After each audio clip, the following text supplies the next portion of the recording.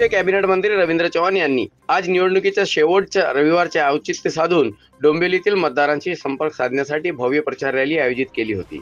रॅलीमध्ये ढोल, पथक, फटाके, फुलांची उधळण करत रॅली काढण्यात आली। रॅलीत मोठ्या प्रमाणात कार्यकर्त्यांची गर्दी पाहायला मिळाली, तर अनेक सामाजिक संस्थांनी रवींद्र चव्हाण यांना पाठिंबा दिला आहे।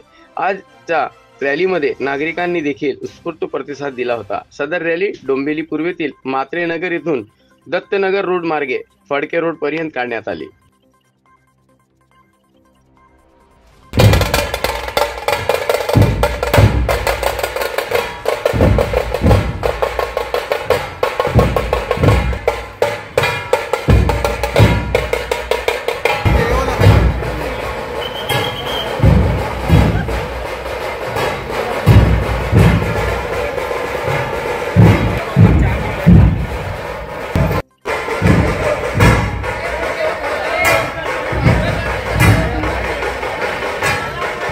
सर्वांना माहित आहे की डोंबिवली हा मतदारसंघ हा महायुतीचा बालेकिल्लाच राहिलेला आहे। आज रविवार असल्यामुळे या मतदारसंघामध्ये सकाळच्या वेळेला महायुतीच्या सर्व कार्यकर्त्यांनी रॅली काढण्याचं ठरवलं आहे आणि मला आपण पाहताय अतिशय चांगला असा प्रतिसाद या संपूर्ण रॅलीला आहे।